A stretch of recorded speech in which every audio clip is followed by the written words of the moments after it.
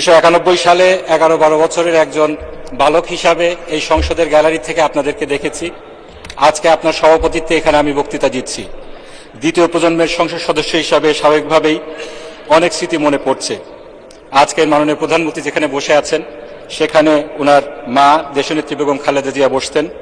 এই সংসদে আমার শহীদ পিতা মাওলানা মতিউর রহমান নিজামী, শহীদ সালাউদ্দিন কাদের চৌধুরী, আল্লামা দেলোয়ার হোসেন সাইদি, মরহুম আব্দুল্লাহ আল নোমান, সাদেক হোসেন খোকা সহ অনেকেই ছিলেন। ইউটিউব বা ফেসবুক রিলে এখনো অনেক ভিডিও আসে যেখানে আমরা দেখি আমার শহীদ পিতা মাওলানা মতিউর রহমান নিজামী তার স্বভাবসুলভ যুক্তিপূর্ণ বক্তৃতা রাখছেন এবং দেশনেত্রী বেগম খালেদা জিয়া সেটা টেবিল চাপটিয়ে অ্যাপ্রিসিয়েট করছেন। আজকে তারা আমাদের মাঝে নেই, কিন্তু তাদের সন্তান হিসাবে আমরা জনগণের ভোটে নির্বাচিত হয়ে এই সংসদে এসেছি। মাননীয় স্পিকার, আমাদের দ্বিতীয় প্রজন্মের সংসদ সদস্যদের মধ্যে এখানে একটা বিষয় মিল রয়েছে। আমরা সকলেই ফ্যাসিবাদের নির্যাতনের একটি কঠিন অধ্যায় পার করে এখানে এসেছি।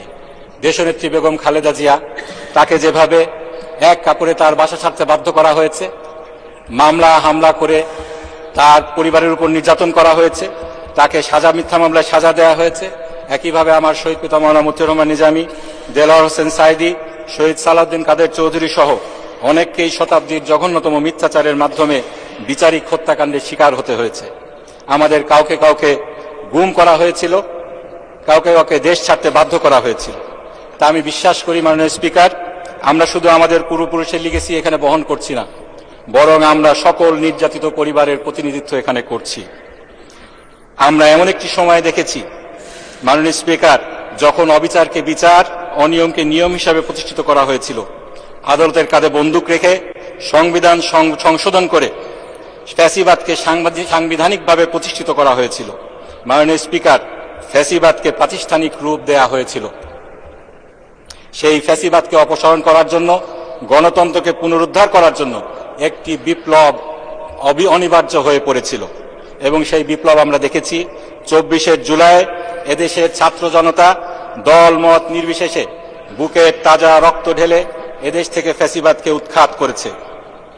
মাননীয় স্পিকার, আমরা সকলে এই জুলাই সনদ বাস্তবায়নের কথা বলছি, যে সনদের ব্যাপারে আমরা সকল দল একমত হয়ে স্বাক্ষর করেছি, যে সংস্কারের বিষয়ে প্রায় 70% জনগণ হ্যাঁ ভোট দিয়েছে। কিন্তু আজকে সেই সনদ কিভাবে বাস্তবায়িত হবে সেটা নিয়ে ধোঁয়াশা তৈরি হয়েছে।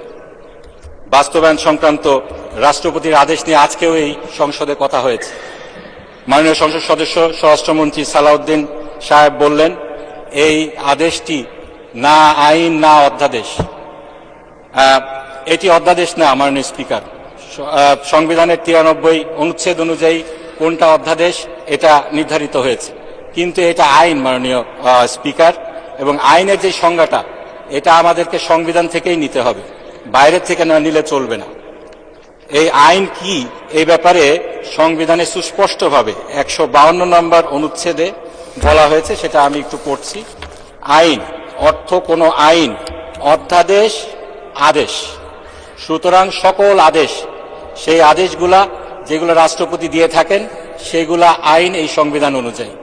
আমাদের এই বাংলাদেশে এই আদেশ কিন্তু প্রথম আদেশ নয় মাননীয় স্পিকার, এই আদেশ কিন্তু আগেও হয়েছে। আমাদের দেশে 1972 সালে, 71 এবং 72 সালে 155টির বেশি আদেশ হয়েছিল, যেগুলো এখনো আইন হিসাবে বলবৎ রয়েছে। আমরা যে এখানে নির্বাচিত হয়েছি মাননীয় স্পিকার, সেই নির্বাচনটা হয়েছে আরপিওর আন্ডারে। সেই আরপিওটা কি?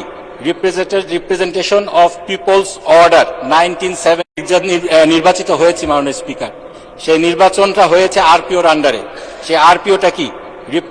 Representation of peoples order 1972। এটি একটি রাষ্ট্রপতির আদেশ। সুতরাং এটা বলার কোনো সুযোগ নেই যে রাষ্ট্রপতির আদেশ এটা আইন নয়। আমরা এই সংবিধান সংরক্ষণের জন্য, সমুন্নত রাখার জন্য শপথ নিয়েছি।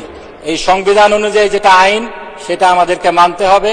এই রাষ্ট্রপতির আদেশ একটি আইন, এটা আমাদেরকে মানতে হবে। এই আইনের ব্যত্যয় যারা ঘটিয়েছেন তারা আইন ভঙ্গ করেছেন।